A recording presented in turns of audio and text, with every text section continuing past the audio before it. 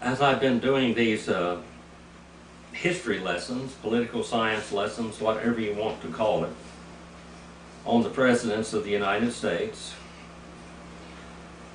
as the years went by, I was educated in school. I learned more in history here in Fish Lake Valley than I did until I got to high school in my sophomore and junior year. I had another great history teacher there. But they would drop in little hints about things that would make you think. And both of those teachers that I had, Orville Taylor and James Inkeep, would say one thing: the Civil War was not fought over slavery. It was fought over economics. And that's all they'd say. It wouldn't say much of anything else. And as I've taught church history, I always brought in the Civil War in America because the Civil War had a lot to do with church history. And as I studied more and more about Abraham Lincoln and the Civil War, I realized that America had another revolution. We won the first revolution to give us states' rights and freedom. And the second revolution, you have to realize that when America was founded, it was founded on a small central government and with massive states' rights. That the states would take care of their own infrastructure, etc., their own banking, whatever.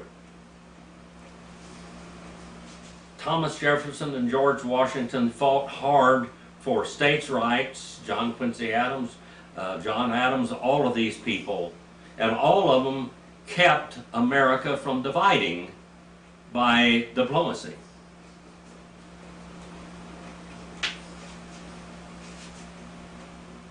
And all of a sudden, something happens. A man by the name of Abraham Lincoln is elected as President of the United States. He had debates all across the United States before, when he was running for senator. And America knew what he stood for.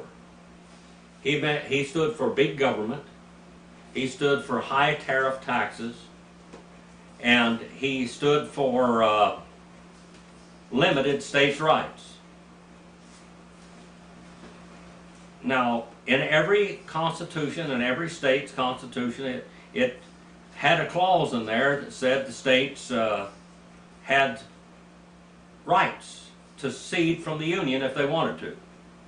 If the Union became uninhabitable for them, that they had a right to secede. Thomas Jefferson believed that. John Adams believed that. Abraham Lincoln did not. George Washington believed in strong states' rights. He believed in freedom and liberty. They fought a war for that with England. When England finally accepted the American colonies as free, they accepted every colony as a free state. Now, I had a lot of, I read a lot when I was growing up, and one of my heroes was Abraham Lincoln. But as I grew up, and I started really getting into the economics of America and the Constitution of the United States, I began to realize that Abraham Lincoln was not the great hero that the Republican Party had propagated after his death. And another thing you have to realize, that the Republican Party came out of the Whig Party originally, and the Republican Party today does not represent the Republican Party of Abraham Lincoln. If the Republican Party is represented by anybody today, it would be the Southern Democrats, which were the conservative America.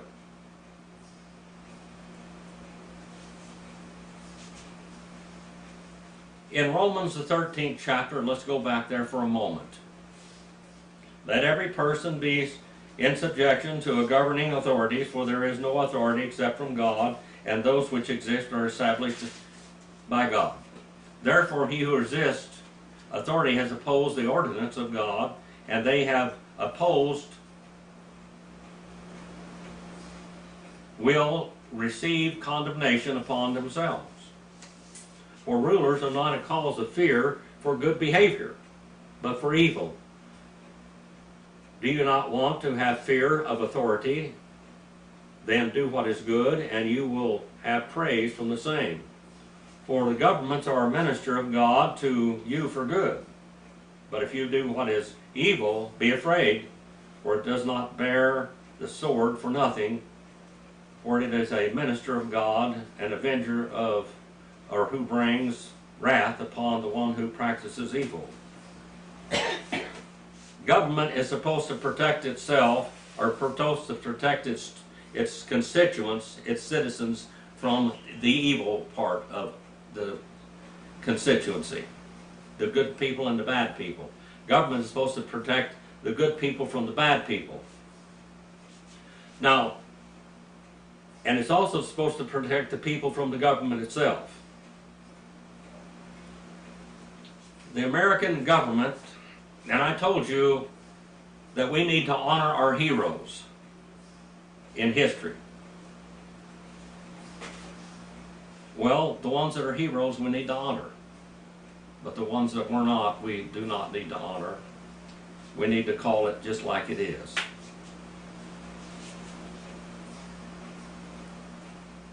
Abraham Lincoln was born the same year that my great-great-great-grandfather, Smith Paul, was born. In 1809. I want to read to you a few things, just short notes.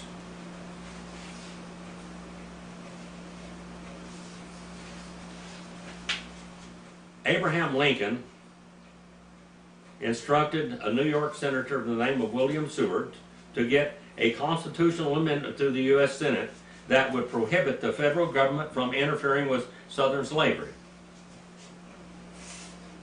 Now, when you study the life of Abraham Lincoln, the Civil War was not fought over slavery, but finally, when he had devastated the whole nation, then he had to have some moral issue to ascribe to his his invasion of the South. In the last message that we had on Abraham Lincoln, we see that he declared war on the South in his inaugural address, when he told them that he would not allow them to secede from the Union and that they would pay their taxes, and that he was going to raise the tariffs from 15% or so all the way up to about 50%. And he said, you will pay it or we will invade you. Now, you will not hear this in the history books, some history books, but the South offered to pay the Union for all the property, that military bases, etc., that were on Southern soil. Abraham Lincoln refused. We know that after he finally declared war on the South, other than his inaugural address, that the South tried in many ways to sue for peace, and he ignored it. Especially toward the end of the Civil War, the last year and a half, they had kept trying to bring peace to the Union.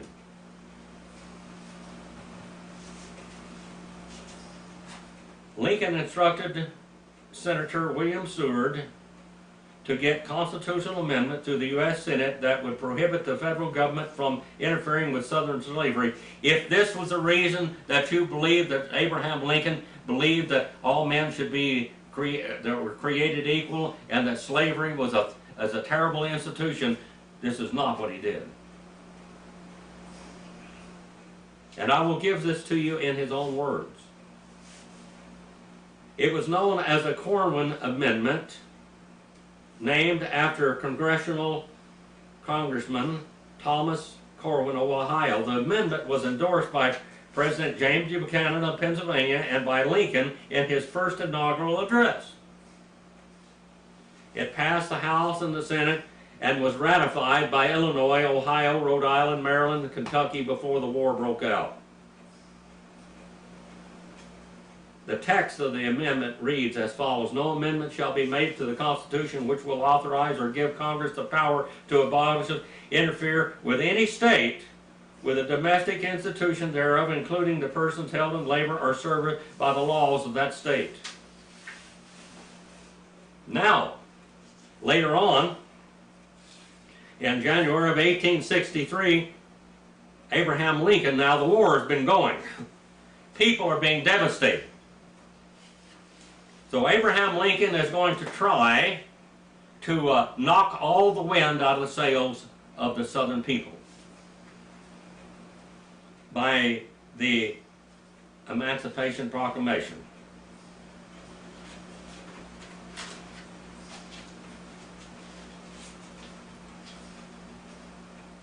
It said, "A proclamation, whereas on the 22nd day of September in the year of our Lord 1862, proclamation was issued by the President of the United States, containing among other things the following, to wit: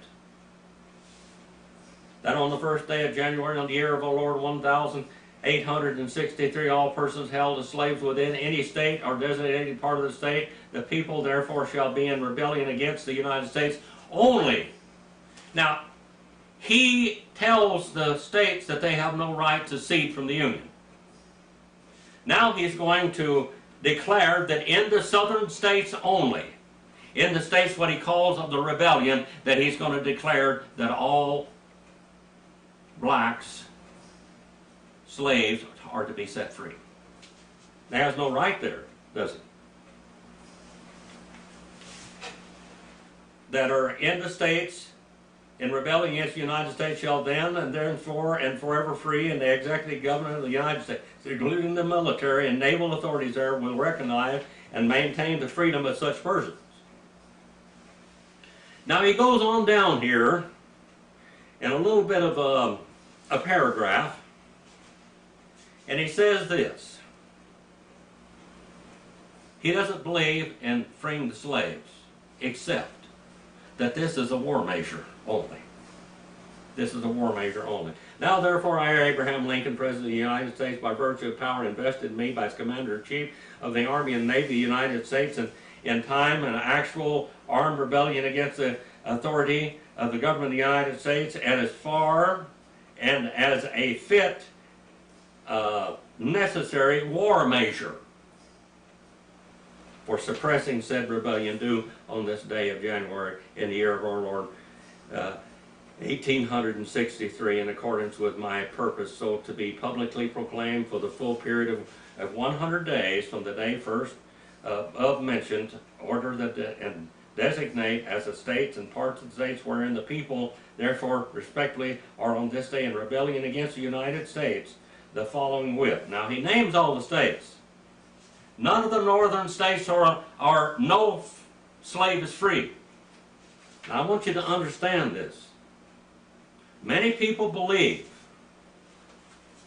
that the Civil War could completely have been avoided without war. Many northern states had already had done away with freedom, hadn't they? But the big problem here was taxes and what we call a monopolitical centralized government. Alexander Hamilton, and Henry Clay wanted to model the United States government after Great Britain, and the idea was to have a big government, a large government, and to institute what we might call cronyism, because you will take all of the great industry and manufacturers in that government and you will subsidize them, and this is what we call corporate welfare. And in this great conglomerate government, you're going to have a central bank, which all of these people, all of the presidents before this time basically, had stood against. They call it an evil. They call it a, when you designate a federal government, we ended up with a Federal Reserve System, which is not good.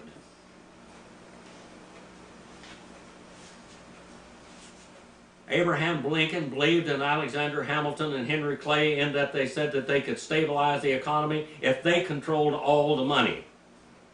And there was no money issued except what they would issue.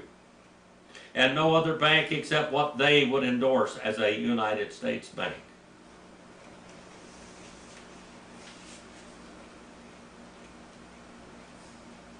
This all took place.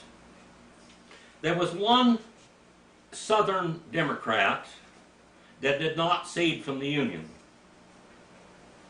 This man was a former slave. His name was Andrew Johnson. Now, so many historians rate Abraham Lincoln with a 10. Top of the line. One out of 10, and 10 is the highest. They recommend him as a greatest statesman. A great statesman and a great politician could have avoided the loss of 650 to 750,000 lives, plus dismemberment, disabilities that would last for the rest of these people's lives. Half of the country was completely destroyed.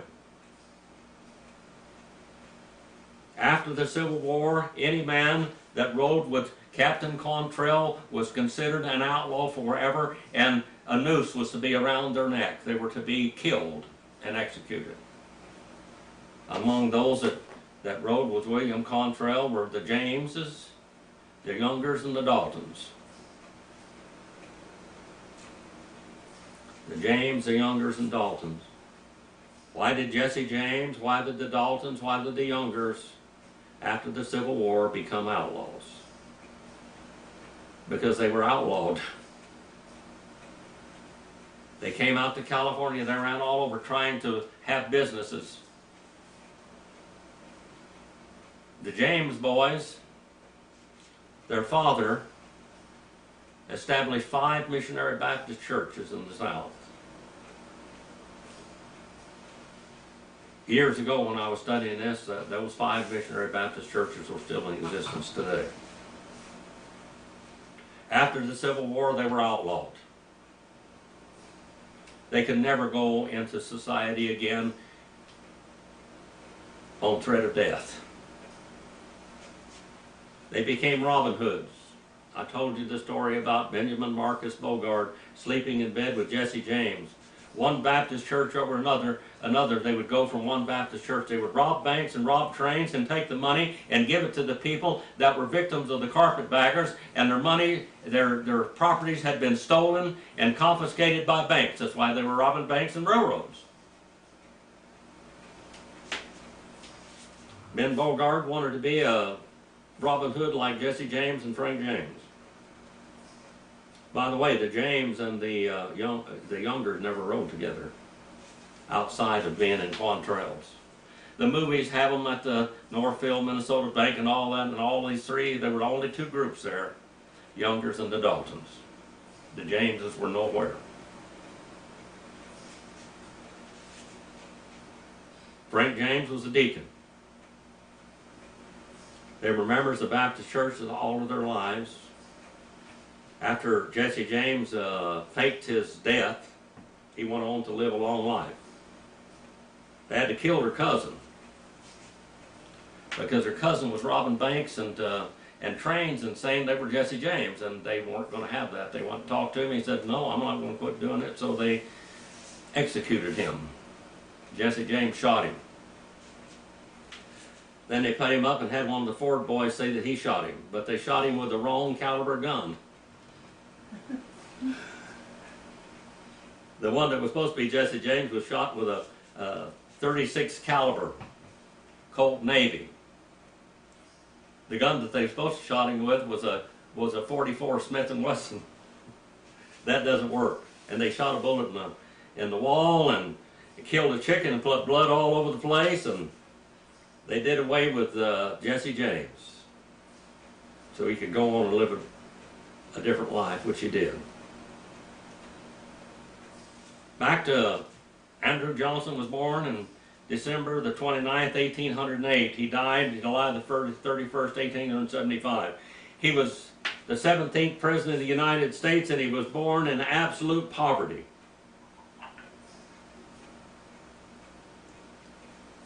People have run him down completely. Now, Johnson was born in Raleigh, North Carolina. He never attended a school for one day. Did you get that? He never went to school one day. His mother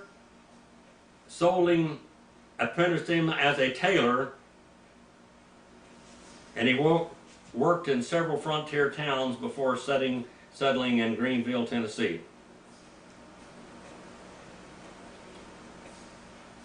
He was schooled only to entertain the tailors, which was a very boring deal, boring life. The owners of these businesses would bring in people that would read books to them. Much history and so on, and so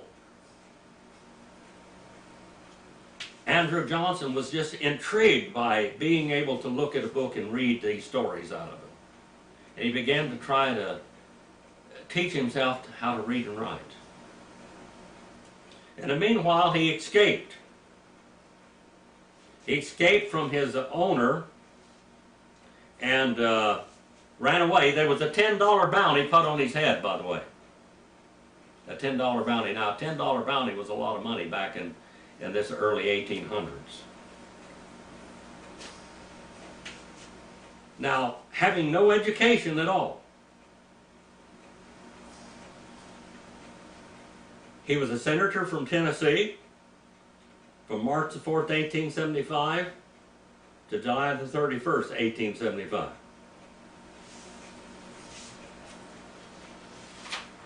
He was a military governor of Tennessee from March the 12th, 1862 to March the 4th, 1865.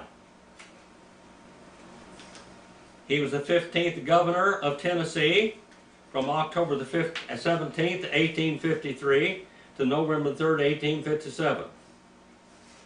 He was a member of the U.S. House of Representatives from Tennessee in the 1st District in office from 1843 to 1853. He is the mayor of Greenville, Tennessee in office between 1834 and 1835. He was a Democrat, a Southern Democrat. From 1839 to 1864 and 1868 to 1875.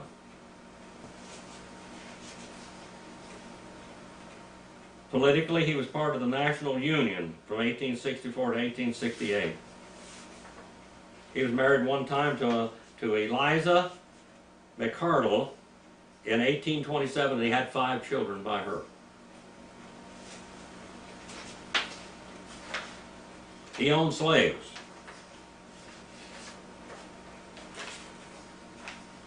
He owned slaves, but he treated his slaves well. He was in the service as a rank of brigadier general in the American Civil War.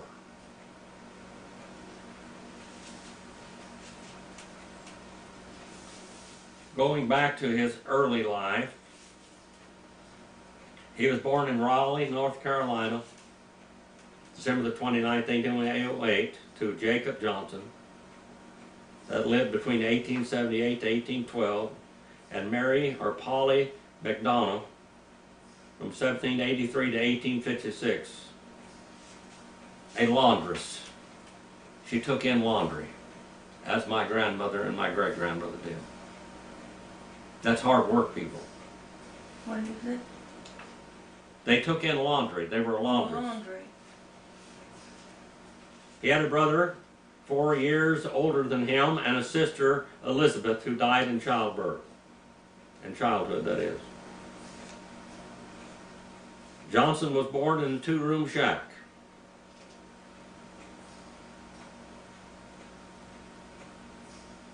Now, being born in a shack and being born in poverty then was a political asset. He came up from nothing to become president of the United States. I mean nothing. Abraham Lincoln had a whole lot better education than this man, even though he only had about 12 months education, but he had more. This man was discouraged from learning anything. Just be a tailor, just go to work. His father, Jacob Johnson, was a very poor man, as his father, William Johnson, had been. But he became a constable of Raleigh before marrying and starting a family. Both Jacob and Mary were illiterate and had worked as tavern servants. They were servants. They were inscripted servants. Johnson never attended school and grew up in poverty. Jacob died of apparent heart attack while ringing the town bell shortly after rescuing 3 drowning men.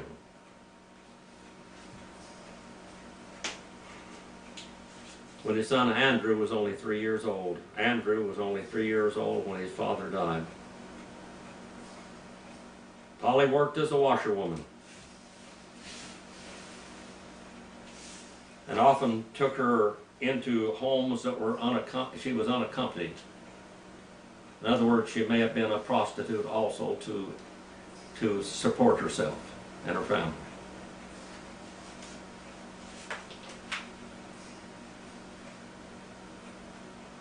She finally remarried a man named Turner Daughtry, who was just as poor as she was. Andrew Johnson's mother apprenticed her son, William, to a tailor. James Selby. Andrew also became an apprentice in Selby's shop at age 10 now. He was age 10. And he was legally sold and bound to this man. He was a bought and paid for servant. Now, he was to serve there from 10 till he was 21 years old, which would have been 11 years as a servant, a bond servant.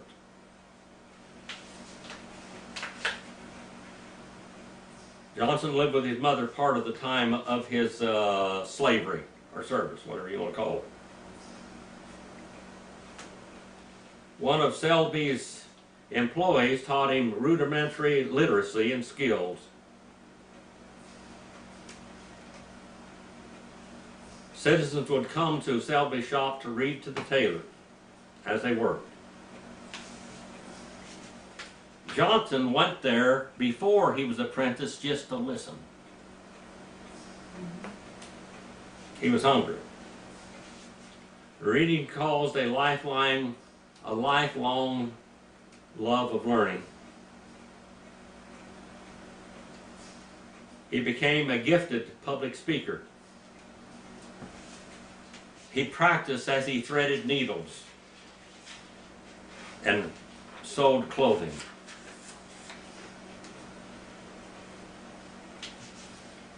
When he was 15 years old, both he and his brother ran away. And Selby offered a $10 reward for each of one's return.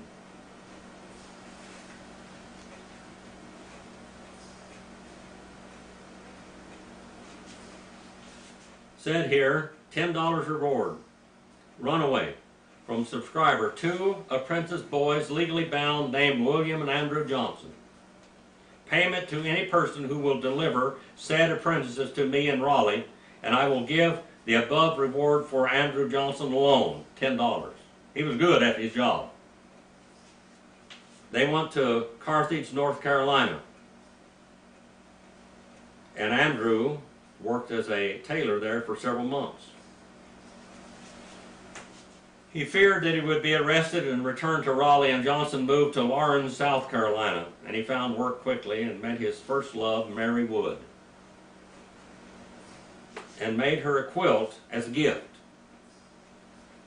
Can you imagine that now? This man made a quilt for his love instead of her making it for him. She rejected his proposal, and he returned to Raleigh, North Carolina, hoping to buy out his apprenticeship, but he could not come to terms with Selby. So he could not stay there, and he decided to move west. Johnson left North Carolina for Tennessee, traveling mostly on foot. He lived for a brief period in Knoxville, and he moved to Mooresville, Alabama. Then he worked as a tailor in Columbia, Tennessee, but he was called back to Raleigh by his mother and stepfather, who saw limited opportunities there and wished to migrate on west. And they traveled to the Blue Ridge Mountains to Greensville, Tennessee. And Andrew Johnson fell in love with Greenville, Tennessee at first sight. And he became a prosperous. He purchased land where he had first camped and planted a tree in commemoration. In Greenville, Andrew Johnson established a successful tailoring business in the front of his home. In 1827, the age of 18, he married 16-year-old Eliza McCardle. Now, he's 18 years old now. He would have still been under slavery because he bought and paid for a slave for a period of time. Now, there was another great American leader by the name of Benjamin Franklin that was also a slave, conscripted, and he ran away from service and escaped. Now, Eliza was a daughter of a local shoemaker. They were married by a justice of peace, Mordecai Lincoln, the first cousin of Thomas Lincoln, Abraham Lincoln's father, whose son would become the President of the United States. The Johnsons were married for 50 years, almost 50 years. And they had 5 children: Martha, Charles, Mary, Robert, and Andrew Jr. in 1852. His wife suffered for many years from tuberculosis. Oh. She supported her husband's endeavors in every way. A woman can either break you or make you, and this woman made her husband. She taught him mathematics skills, tutored him to improve his writing, he had poor handwriting. And she was shy and liked to be in the background.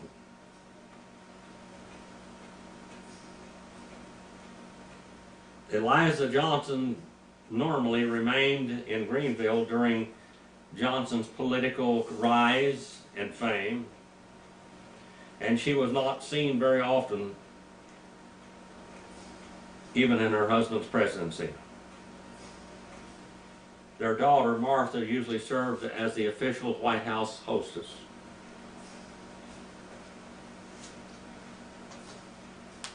Because he was such a great tailor, his business prospered during the early years of their marriage, enabling him to hire and giving him the funds to invest property in real estate. So he invested in real estate.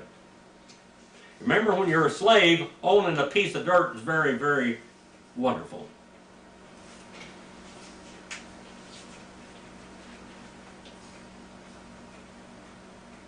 He said that his talents as a tailor, that none of his work ever ripped or gave way. The cloth would wear out before the stitches did. He was a voracious reader. He read books about famous orators, and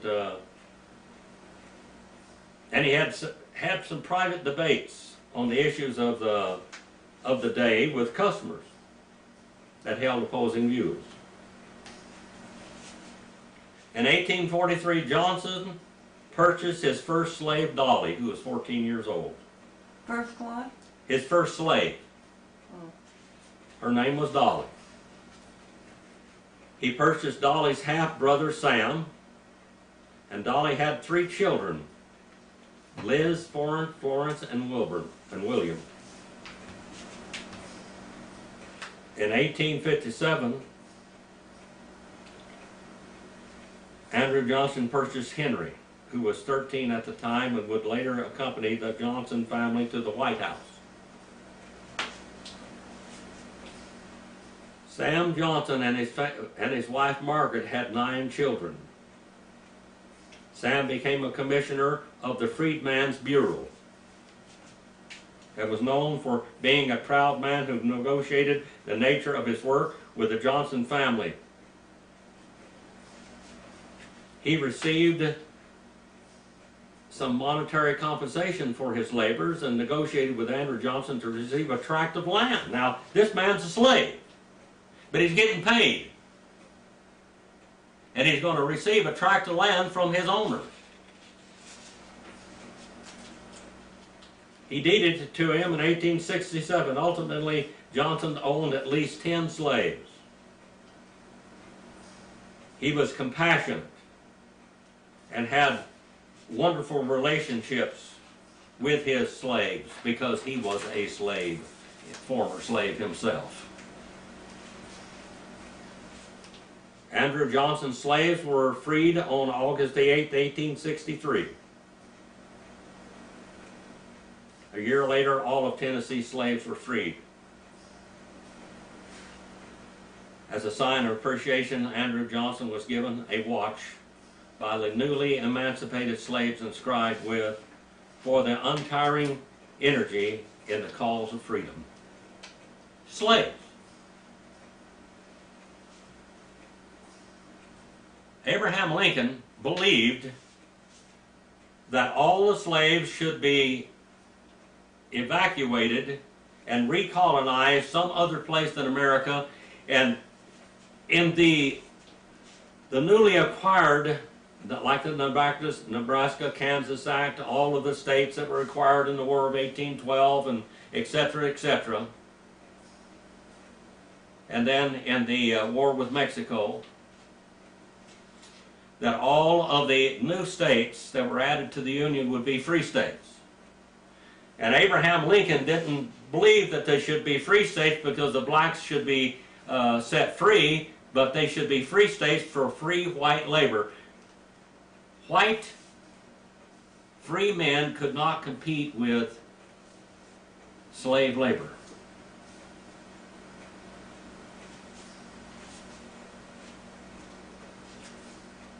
Andrew Johnson helped to organize a mechanics working man's ticket in 1829. He was always for the working man, I'm going to tell you that right now. He was for the slave, and he was for the working man. And he believed that working people ought to have a voice. Now you have to remember that a lot of just average American citizens, if they didn't have property, they couldn't vote. They had no vote. He had a working man's ticket in 1829 in the Greenville municipal election. And he was elected the town alderman, along with his friends Blackston McDaniel and Mordecai Lincoln. Mordecai Lincoln. Following the year, in 1831, Nat Turner, in the slave rebellion, a state convention was held to pass a new constitution including provisions to disenfranchise free people of color. They couldn't vote. free blacks could not vote. In the northern states, by the way, they did not want free blacks there because it would compete with white labor.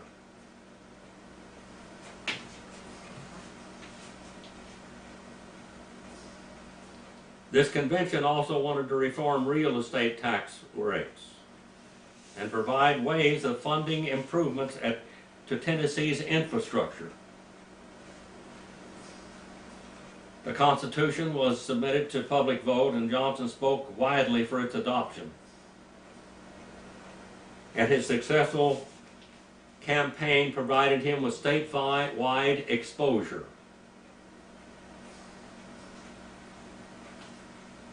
On January the 4th, 1834, he was elected mayor of Greenville. In 1835, Johnson made a bid for election to the floater seat of the Greene County, shared with neighboring Washington County and Tennessee House of Representatives.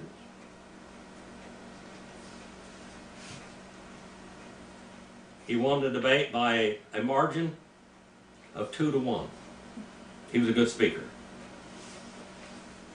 An uneducated slave, a white slave, that worked himself up in society.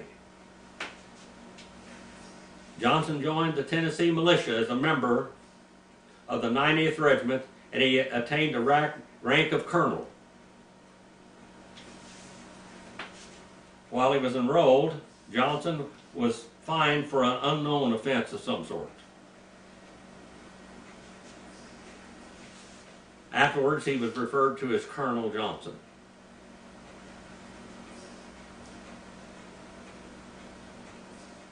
In his first term in the legislature, which met in the state capital of Nashville, Johnson did not consistently vote with either Democrat or the newly formed Whig Party. He voted according to his conscience. He didn't need a party to tell him what to believe. He revered and honored President Andrew Jackson, a Democrat and fellow Tennessean. The major parties in America were still trying to figure out what they believed.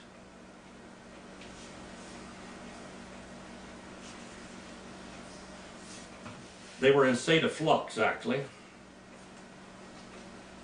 The Whig Party, which was big government, the Whig Party was big government and centralized government and a political, monopolitical society. One system, one government. The Whig Party was organized in opposition to Jackson.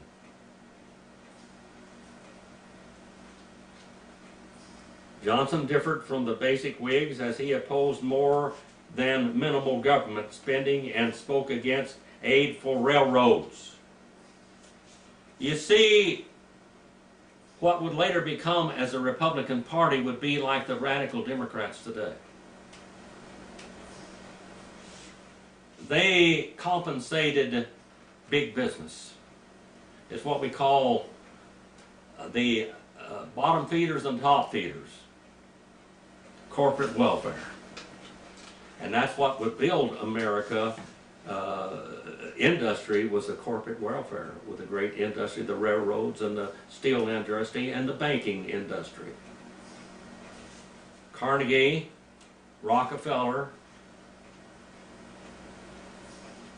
Chase, all of these big systems in America would get their power from corporate welfare. And they began to run the country. The country was run by big business until Teddy Roosevelt. Now let's go on a little further.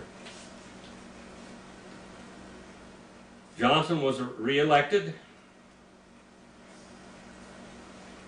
and would not lose another race for 30 years.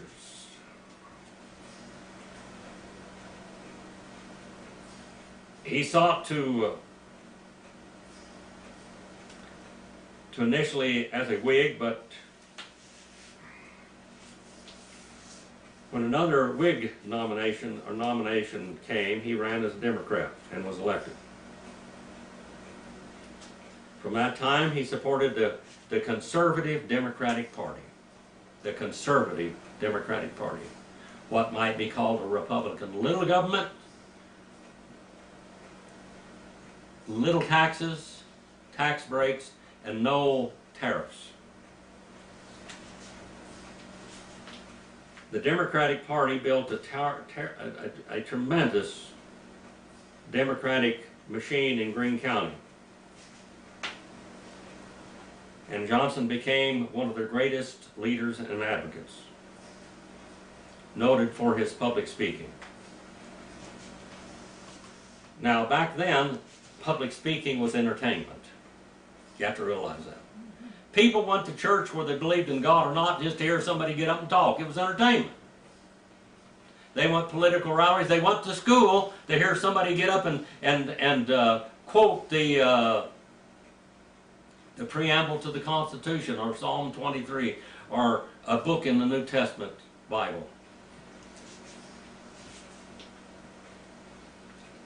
Back then, public speaking and speeches informed the public and entertained the public. And the public liked to hear Andrew Johnson.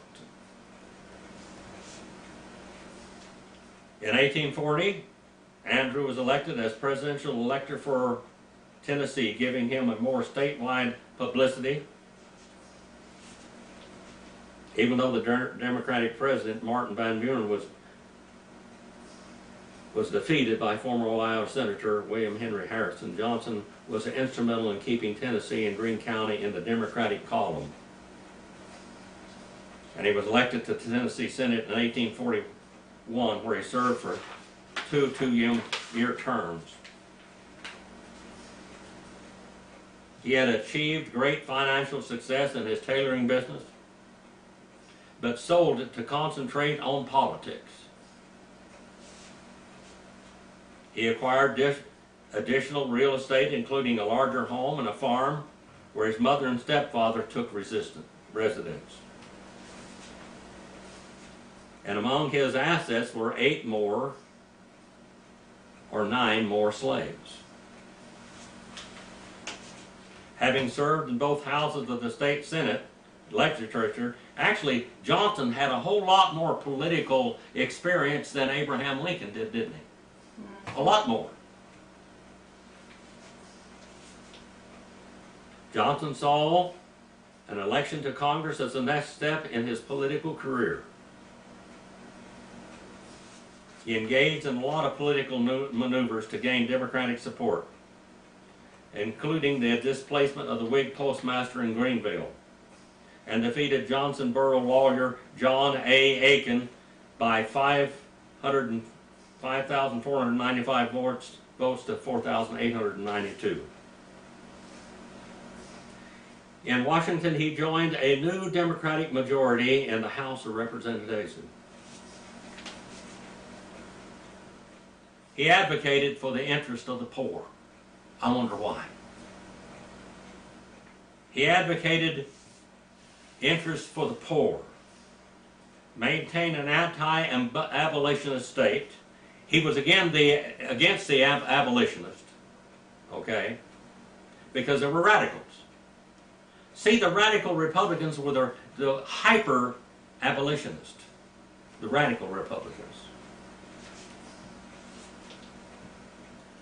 He advocated only limited spending by the United States government and opposed protective tariffs.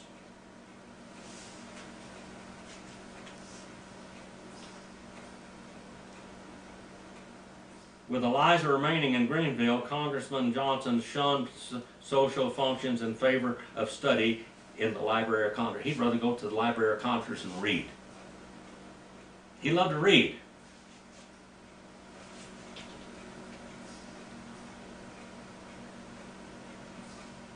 That was a fellow Tennessee Democrat, James K. Polk, was elected as president in 1844, and Johnson had campaigned for him, but the two men did not get along very well.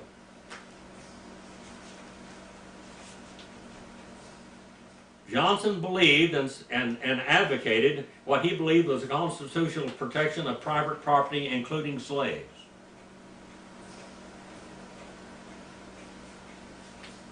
and thus prevented the federal and state governments from abolishing slavery. He was a defender of the poor and against aristocracy. He was against aristocracy, including big business, that tried to get in heavy into political maneuvering. He supported the Polk administration decision to go into the Mexican War.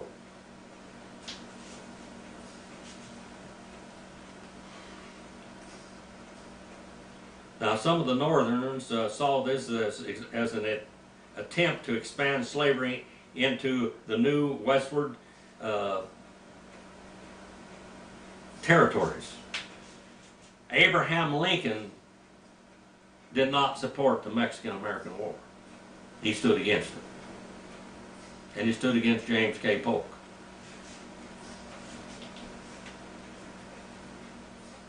There was a provision to ban slavery in any territory from Mexico that was gained from Mexico, and that was only for one reason: so that free white labor would not have to exist and to compete with slave labor. Free white labor did not want to compete with slave labor. Andrew Johnson believed in the Homestead Bill. Now, later on, the Homestead Bill would have a lot of gratuities in it for big corporations. But he wanted the Homestead Bill to grant 160 acres to people willing to settle the land and gain title to it. And there's what we saw, how Fish Lake Valley was established here, was in the Homestead Act.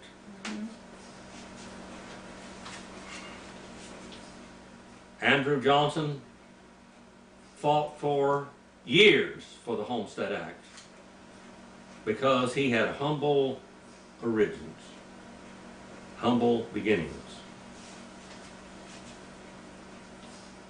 In the presidential election of 1848, the Democrats split over the slavery issue, and abolitionists formed the Free Soil Party with former President Van Buren as their nominee.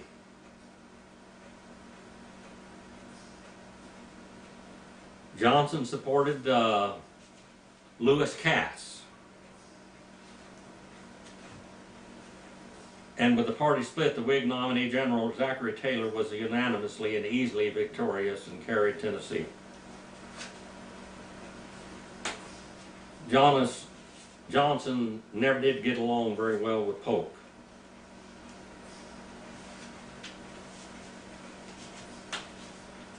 And this is what he said, Polk did.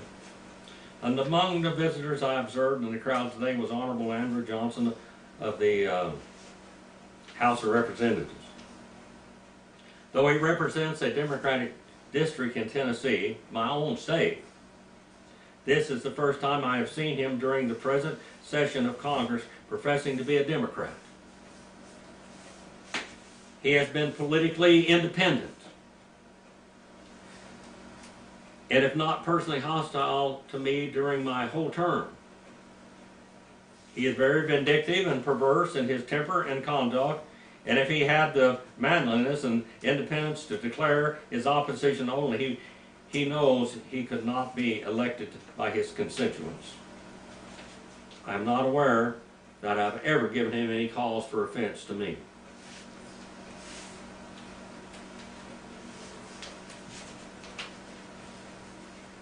Johnson, due to his national interest in railroad construction and in response to the need for better transportation in his own district, also supported government assistance for the Tennessee and Virginia Railway. He wasn't really for that, and he wouldn't be for it later.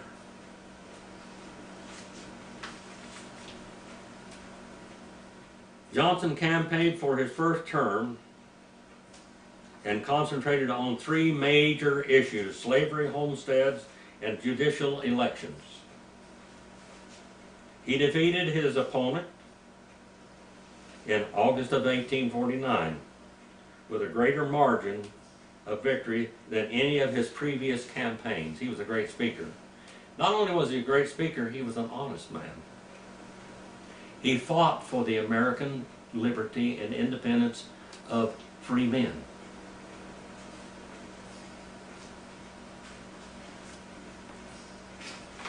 Johnson, looking at my notes,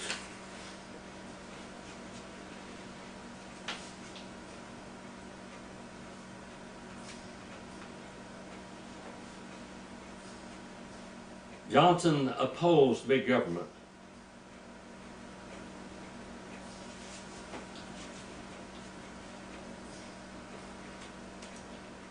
California was being admitted as a state to the Union, and the issue of slavery took center stage in that.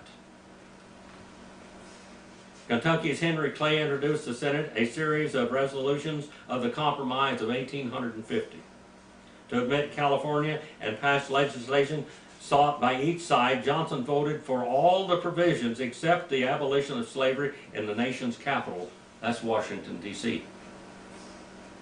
Slavery was still going on in the nation's capital.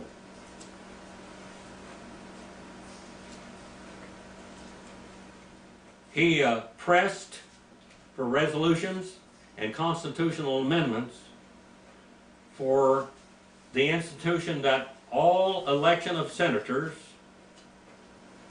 would be by popular vote. The vote of the man, of a common man, would count.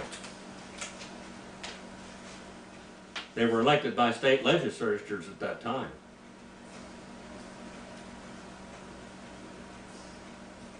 He believed in limiting the tenure of federal judges to 12 years. All of his institutions and all of his promotions were defeated. Yet they were common sense promotions, weren't they? Common sense amendments.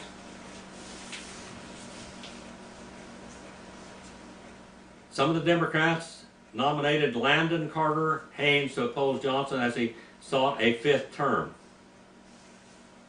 The Whigs were pleased because they're big government now.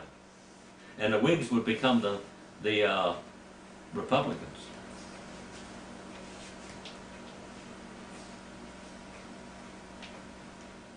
The Whigs didn't even nominate a candidate of their own because they wanted this Haynes to oppose and win over Johnson.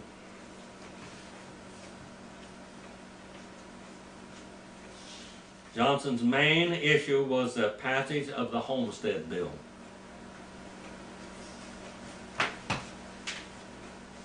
Johnson won the election by more than 1,600 votes. The common man liked him.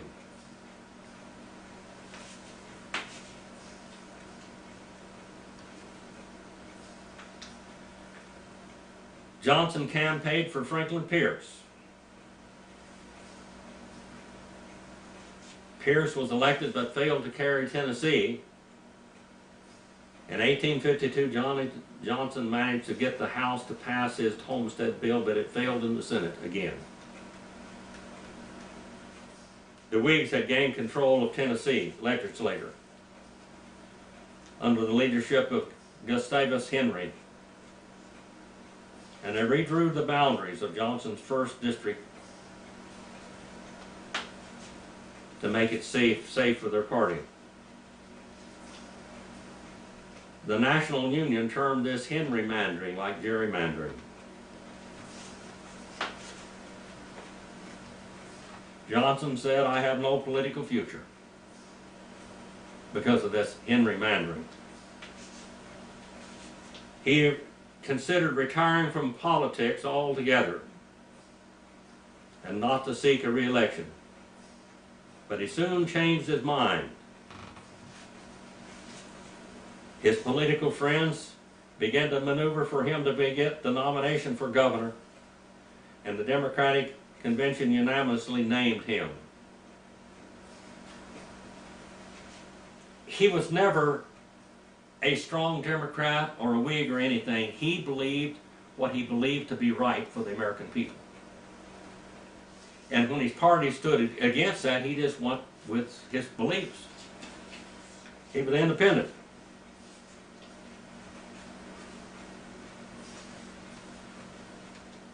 Actually, when Johnson was elected as Tennessee governor, he didn't have much power. He could propose legislation, but he couldn't veto it. But his office was a pulpit for him to preach what he believed, publicize himself and his political views.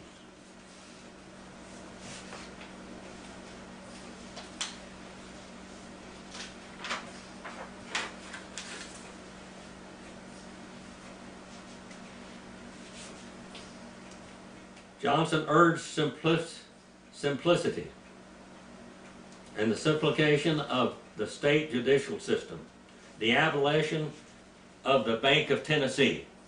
He wanted to dissolve it. An establishment of an agency to provide uniformity and weights and measures, common sense legislation. He finally got that passed. He was critical of the Tennessee common school system and passed many reforms with public school. He wanted people to have an education because he didn't have one. And he knew education was an avenue, an open door to success. He advocated regular state fairs where farmers could show their craftsmanship and where they could find new inventions.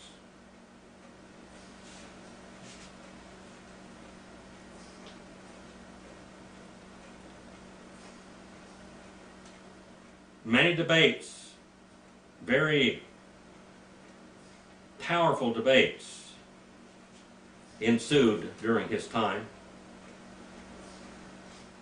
The issues were slavery, the prohibition of alcohol, and nativist position of the Know Nothing Party.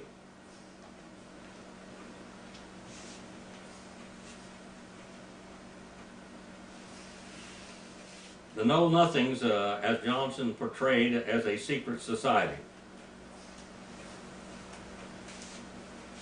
He was still victorious in all of his elections. In the presidential election of 1856, Johnson hoped to be nominated some Tennessee county conventions designating him as their favorite son.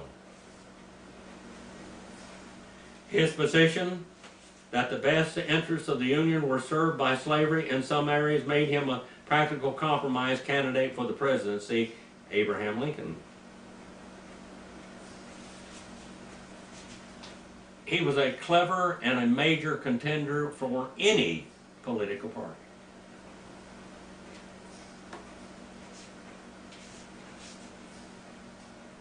James Buchanan was elected, though.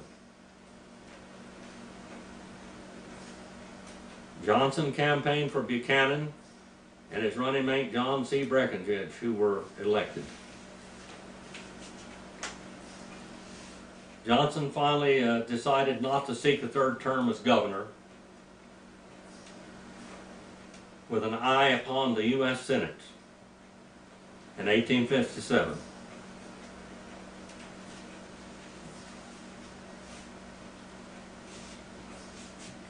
He was on a train returning, and his train derailed and it caused serious damage to his right arm.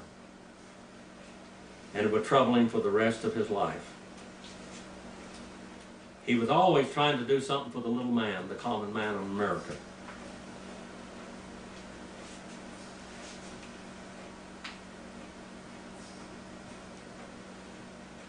The Whigs were very excited about defeating Andrew Johnson for senator. If the Democrats have the majority, they said, he will certainly be their choice.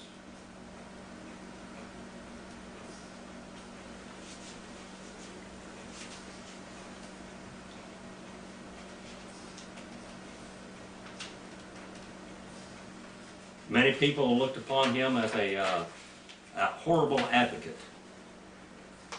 Johnson spoke up. He opened his mind to people, and most of the time it was with common sense, and they believed him.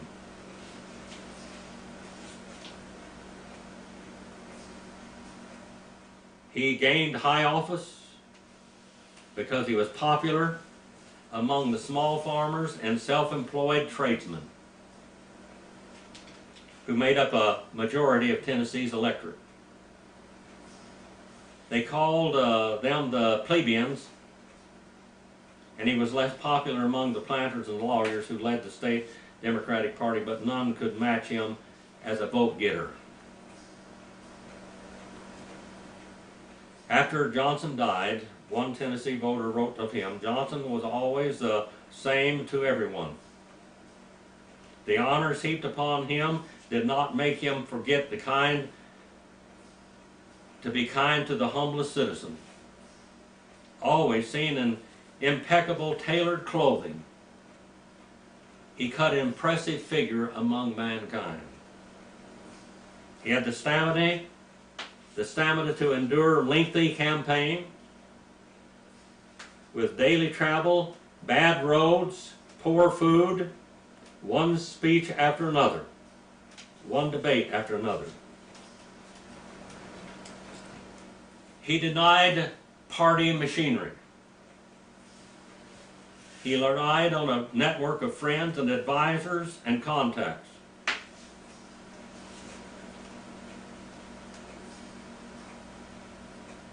He said, one of his friends, Hugh Douglas, said, "You have been in the way of our would-be great men for a long time.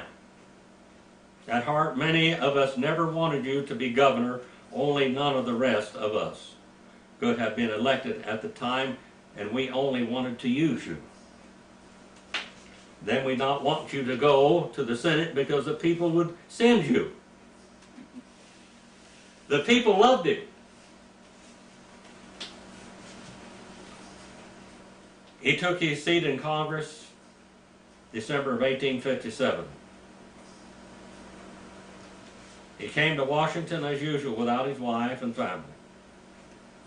His wife would visit him in Washington only once during Johnson's first time as senator.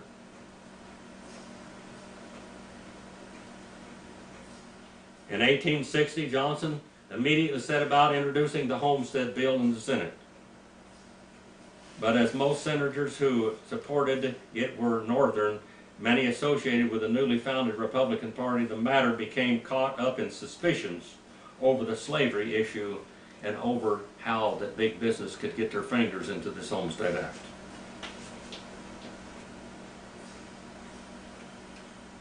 The Southern senators felt that they would lose, that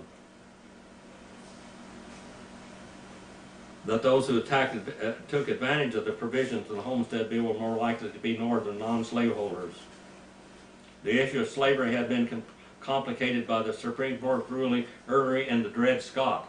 And by the way, Abraham Lincoln supported the Dred Scott.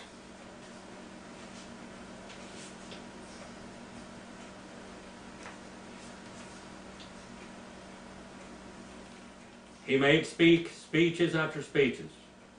In the following May, he made an attempt to convince his colleagues that the Homestead Bill and slavery were not incompatible.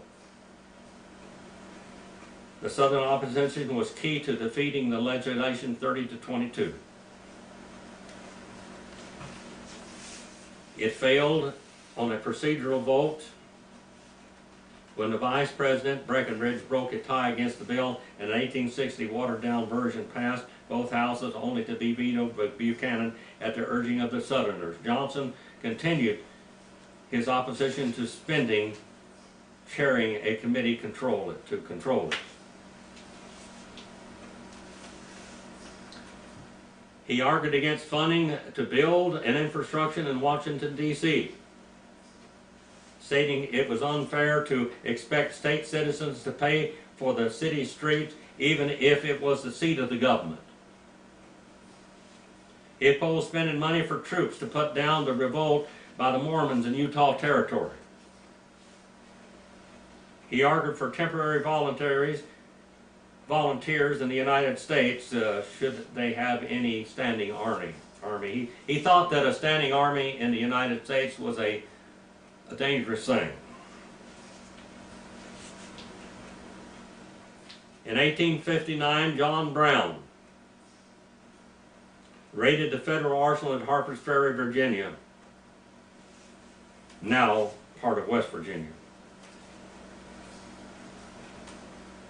Johnson gave a major speech in the Senate in December decrying Northerners who would endanger the Union by seeking to outlaw slavery. He said, "You people are causing the destruction of the Union." The abolitionists were causing the destruction of the Union. He said, "All men are created equal from the Declaration of Independence do not apply to African Americans, since the Constitution of Illinois contained that phrase, and the document barred voting by African Americans." Johnson, by this time, was a wealthy man who owned 14 slaves.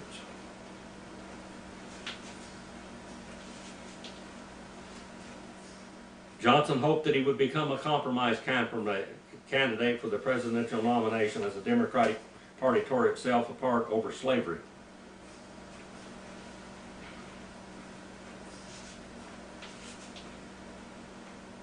Busy with the Homestead Bill, he sent in the 1860 Democratic National Election Convention in Charleston, South Carolina, he sent two of his sons and his chief political advisor to represent his interest in the backroom deal-making there in that. The convention deadlocked.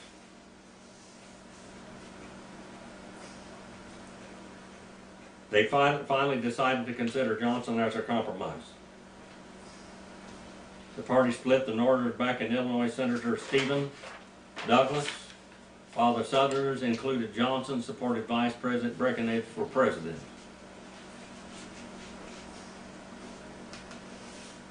John Bell run for a fourth party candidate and further dividing the vote. The Republican Party elected their first president, Abraham Lincoln.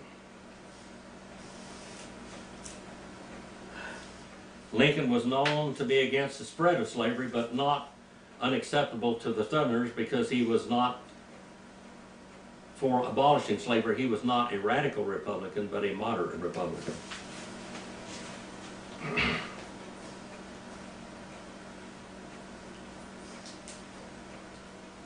Johnson made a Senate floor speech. "I will not give up this government. No, I intend to stand by it." He was the only Southern senator that stood with the Union, by the way. "And I invite every man who is a patriot to rally around the altar of our common country and swear by our God and all its sacred holy that the Constitution shall be saved and the Union preserved." As Southern senators announced that they would resign if the state seceded, he reminded Mississippi Senator Jefferson Davis that if the Southerners would only hold to their seats, the Democrats would control the Senate. If the Southerners would only stay, that they would control the Senate.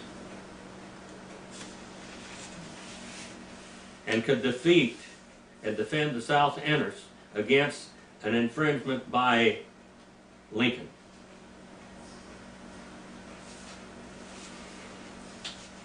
Johnson's belief in an indissoluble Union was sincere, even though it wasn't in the Constitution. He had alienated Southern leaders, including Jefferson Davis, against himself because he wanted to hold the Union together. Jefferson Davis would soon become the President of the Confederate States of America.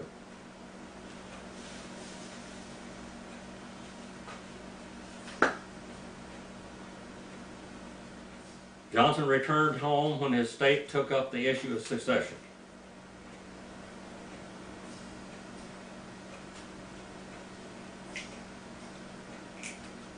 And when they put the question of leaving the Union to a popular vote, despite the threats on Johnson's life now, they threatened to kill him.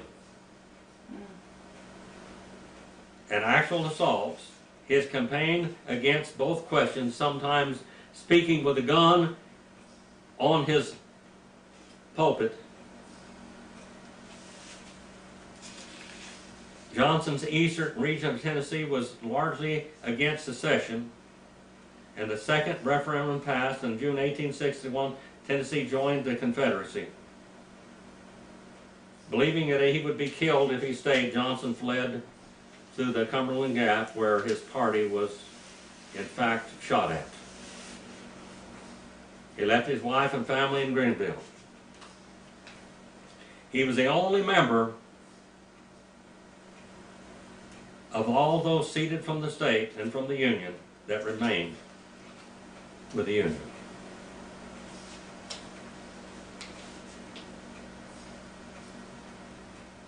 Abraham Lincoln appointed him military governor of Tennessee.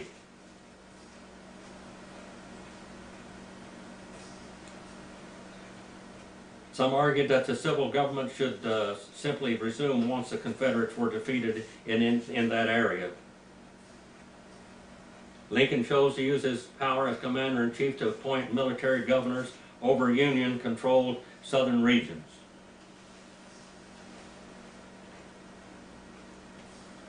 The Senate quickly confirmed Johnson's nomination along with the rank of brigadier general. The Confederates confiscated his property, his land, his homes, and turned his home into a military hospital. But they allowed his family to go through southern lines.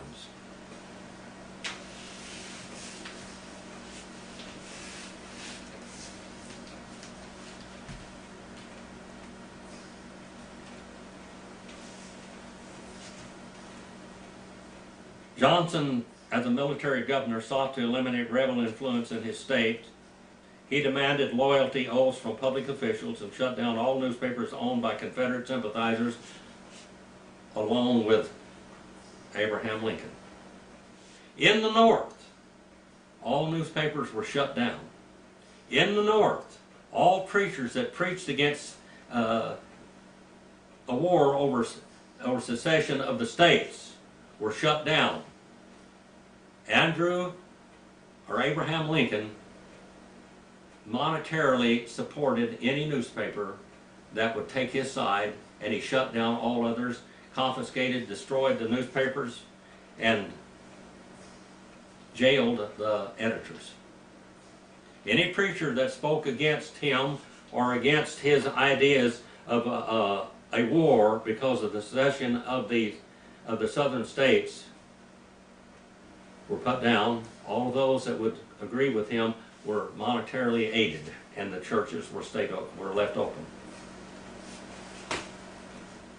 Much of eastern Tennessee remained in Confederate hands, and the ebb and flow of the war during 1862 sometimes brought the Confederate control again close to Nashville, Tennessee.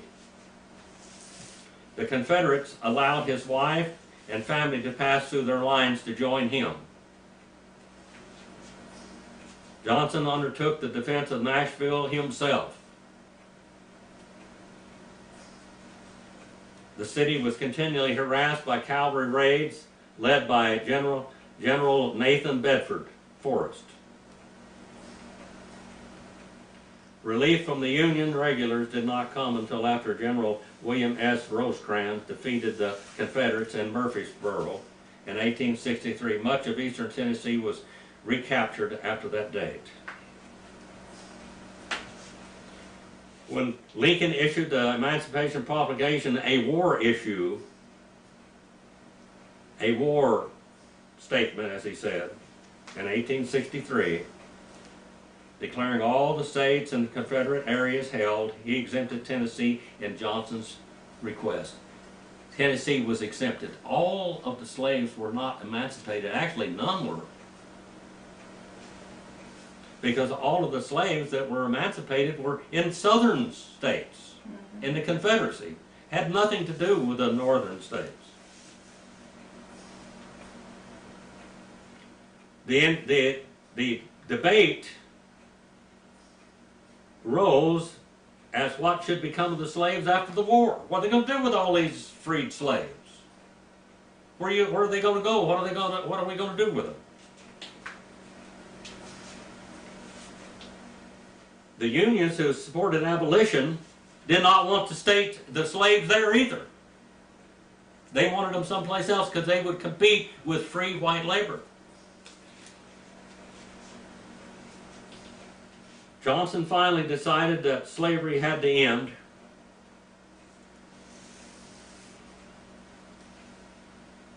He wrote, if the institution of slavery seeks to overthrow the government, then the government has a clear right to destroy it. That's the South. That is the slavery issue, that the government had a right to destroy the slavery issue. He reluctantly supported efforts to enlist former slaves into the Union Army.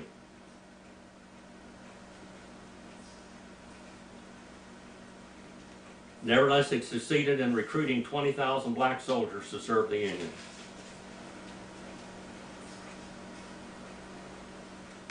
He became vice president in 1865, and he emerged as Abraham Lincoln's running mate for his re-election bid in 1864. Lincoln had considered several other people, other Democrats, for the ticket because he wanted a balanced ticket. He wanted something that would appeal to the Democrats. Political maneuver.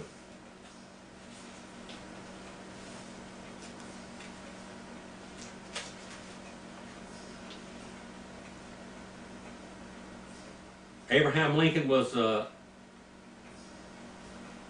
impressed by Johnson's administration of Tennessee as a military governor.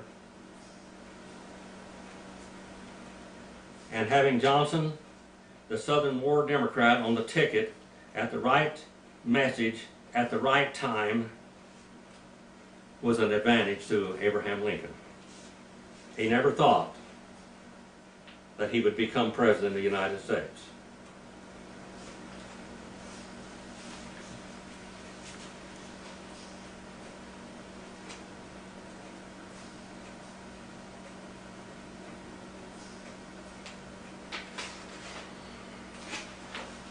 Johnson was handpicked for political maneuvers. Lincoln ran under the banner of the National Union Party rather than the Republicans.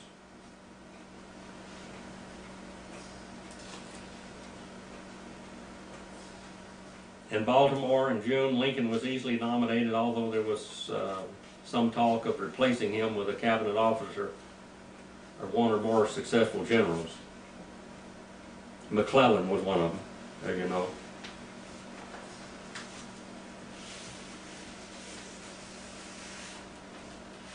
In the campaign, Johnson gave a number of speeches in Tennessee, Kentucky, Ohio, and Indiana. He wanted to boost his chances in Tennessee while reestablishing civil government by making the loyalty oath even more restrictive. That voters would now have to swear that they were opposed to making a settlement with the Confederacy. Now, we know that the Confederacy was trying to settle with the United States government. They kept trying to send emissaries to Lincoln, and Lincoln kept derailing them, even with Ulysses Grant. Now, as Quantrill raiders went into Kansas and burned down one town, we have Grant and Sherman burning down whole states. Their idea that Quantrill did a terrible thing. When Sherman went to different towns, they burned down the whole Shenandoah, they burned down Kansas, they burned up everything, Georgia.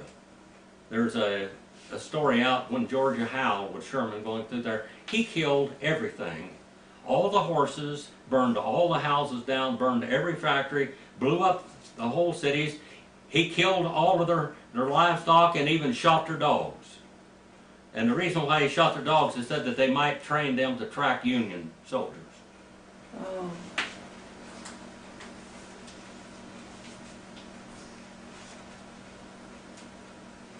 George McClellan tried to outmaneuver Johnson, but it didn't happen.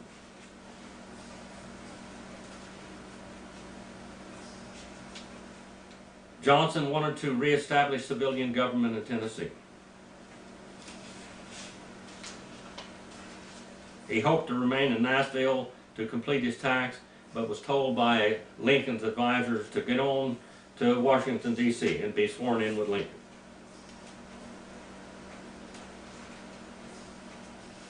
In these months, Union troops were finishing retaking eastern Tennessee, including Greenville.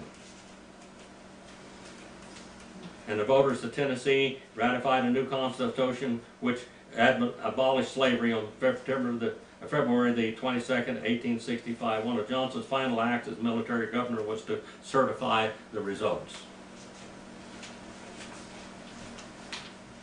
Johnson traveled to Washington, D.C. to be sworn into office.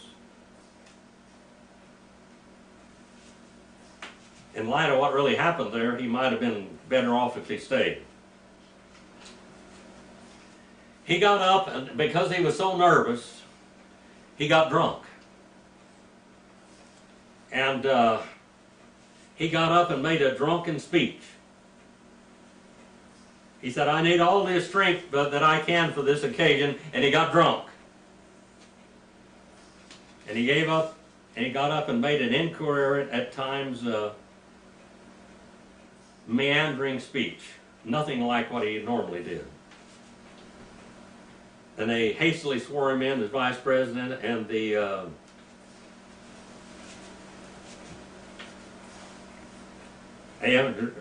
Abraham Lincoln said, he has some real good qualities. Even though Abraham Lincoln said about Johnson after he made his drunken speech, he does have some real good qualities. And he's loyal. He said, "I have known Andy Johnson for many years, and he made a bad slip the other day, but you need to not be scared. Andy ain't no drunkard."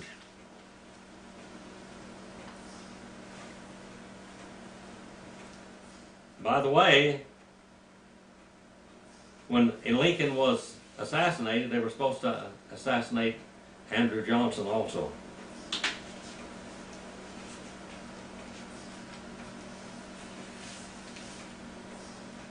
Was shot, President Lincoln was shot by John Wilkes Booth. The same night, part of the conspiracy was to assassinate Lincoln, Johnson, and Seward at the same time. Seward barely survived his wounds while Johnson escaped attack as his would-be assassin. George actually got drunk. Instead of killing the vice president, he got drunk and afraid. He got scared and cold feet.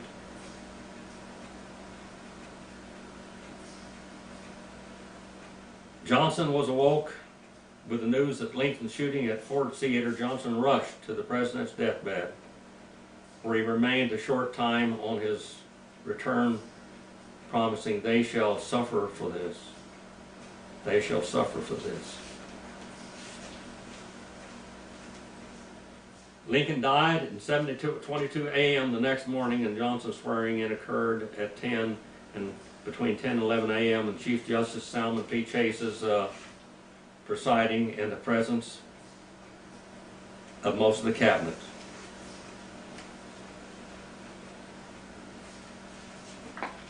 Johnson presided with great dignity over Lincoln's funeral ceremonies in Washington before his body left for Springfield, Illinois. The Republican Party really promoted Abraham Lincoln now. Most of the Republican Party were radical Republicans which did not agree with Lincoln. But now they were going to turn him into a deity. They were going to deify him, and they were going to really promote their party as the party that ended slavery.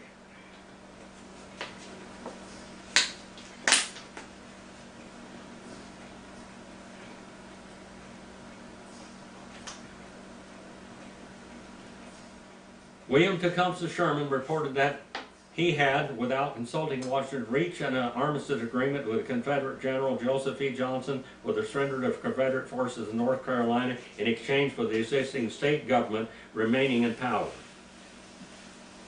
with private property rights and slaves to be respected. Now, the South would have done this all along if Lincoln would have agreed to it.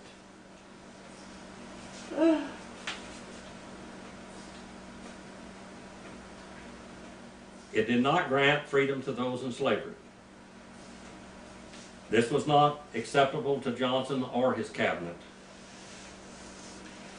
Johnson placed a $100,000 bounty equivalent to $1.69 million in 2020 on Confederate President Davis, then a fugitive, which gave Johnson the reputation of a man who would be tough on the South. Yet, how would you like to inherit a nation that had been torn apart by your predecessor, that kept telling that he wasn't going to end slavery, and all of a sudden he just, after killing all these people, then all of a sudden he stands up for the Emancipation Proclamation and is going to destroy slavery now and to destroy the whole, what we call, counterculture.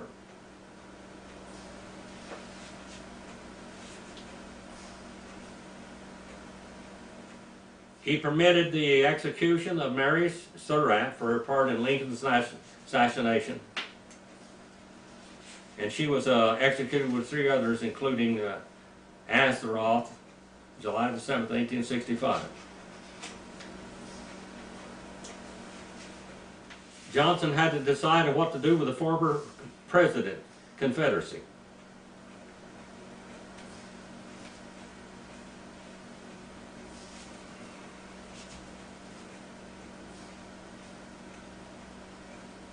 There was what they call the 10% plan that would allow elections after 10% of the voters in any state took an oath of future loyalty to the Union. Congress considered this too lenient now.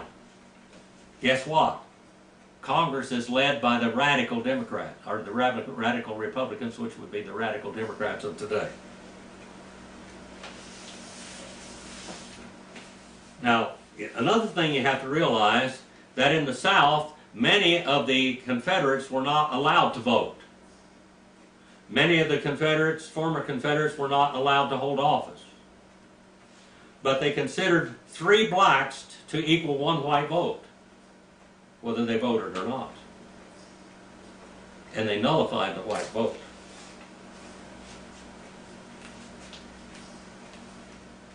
Johnson had his own plan requiring the majority of voters to take the loyalty oath, passed both houses in 1864, but Lincoln pocket vetoed it before. Johnson had 3 goals in the reconstruction of the South, and the South needed to be reconstructed. He sought to speedily restore the states, restore them, on the grounds that they had never truly left the Union, and thus should again be recognized once loyal citizens formed a government. To Johnson, the African American suffrage was a delay or a distraction. It had always been a state responsibility to decide what to do with these black people. What are you going to do with them? There's about 4 million of them. What are you going to do with all these black people? I tell you what happened to a whole lot of them. They put them on the Indian rolls as Indians and gave them Indian land and Indian annuities. This would happen later.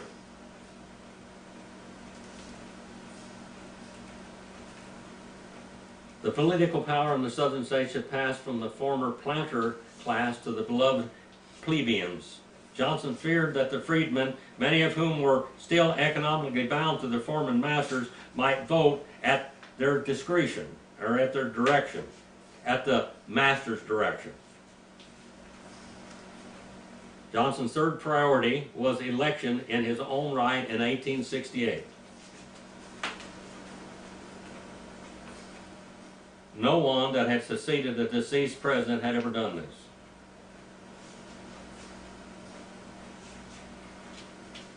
the Republicans had formed a number of factions. Radical Republicans sought voting and other civil rights for African Americans to get and gain power.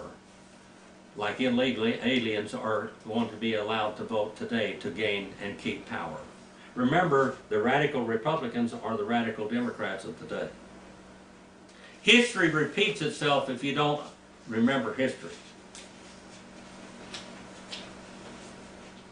They believed that the freedman could be induced to vote Republican in gratitude for emancipation, and that black votes would keep the Republicans in power and Southern Democrats, including former rebels, out of influence.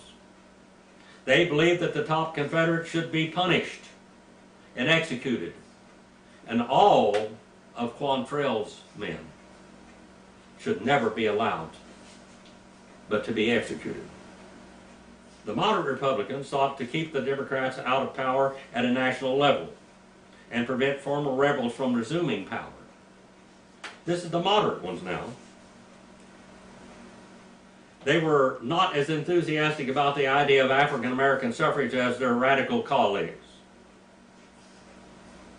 either because of their own political concerns or because they believed that the freedmen would likely be cast his vote badly.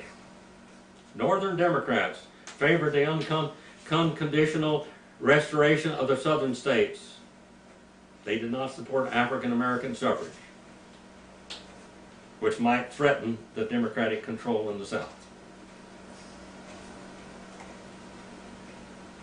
Johnson tried to establish his own Reconstruction policy without legislative intervention like Abraham Lincoln. Now, Abraham Lincoln, they said, was a benevolent dictator, a nice dictator. But now we have a man taking his place that has come from very humble. Abraham Lincoln came from humble beginnings, but Andrew Johnson came from slavery beginnings. There's a lot of difference in that. Johnson's first Reconstruction had two proclamations.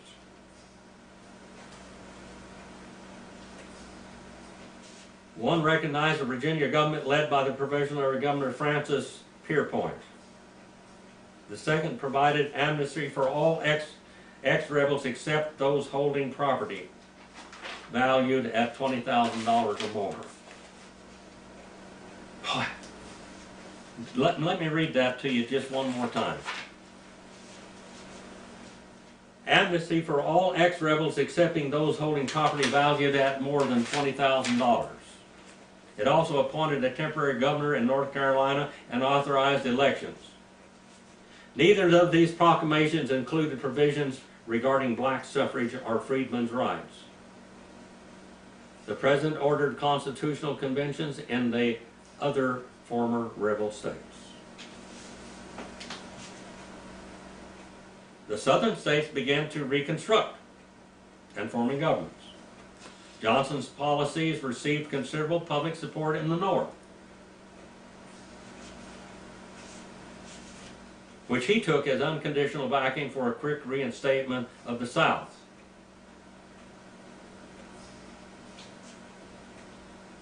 He received some support from the white South. He underestimated the determination of the Northerners to ensure that the war had not been fought for nothing. The war was fought over taxes, remember? Abraham Lincoln declared war on the South. He said, you either pay taxes or I will invade you. The South said, we'll pay you for all the property that you have here, all the bases and everything else, but leave us alone. We have formed a government under freedom. He wouldn't allow that. He wanted the tax money. The South had to acknowledge its defeat and that slavery had ended. And a lot of the African Americans were to be improved, but the voting rights were less important.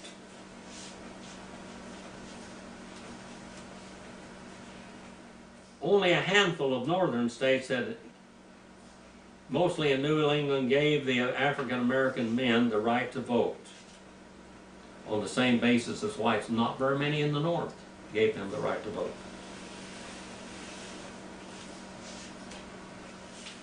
Another number of the southern states passed black codes binding African American laborers to farms on an annual contract that they could not quit. And this is what was going on anyway. Andrew Johnson was under contract, but there was only 1 year contract. Andrew Johnson was under an 11-year contract from the age of 10 to 21.